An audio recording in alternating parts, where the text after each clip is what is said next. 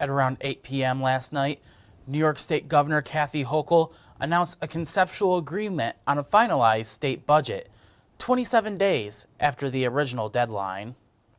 Now the $229 billion budget has had all of the major decisions made, so now budget bills can start being printed.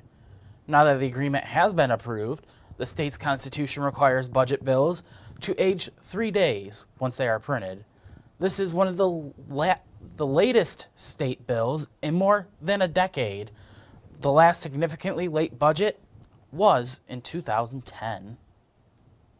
I know this budget process has taken a little extra time, but our commitment to the future of New York was driving this. And I believe today we'll be able to unveil the concepts of a framework that'll reveal that what was important is not a race to a deadline, but a race to the right results.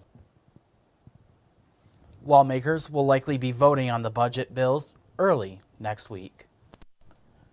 Well, now, after the month's delay, the New York State budget has finally begun finalization. The reason for the delay?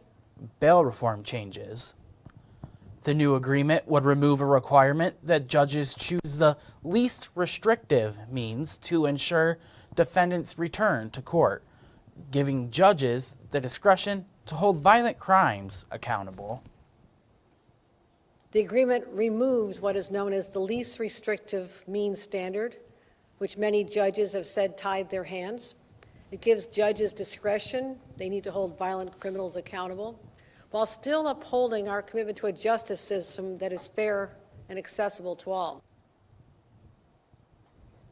In 2019, lawmakers made many changes aimed at keeping defendants who couldn't afford bail from being jailed. However, those changes have been the subject of criticism that judges were being deprived of a tool that they could use to hold people likely to commit new crimes.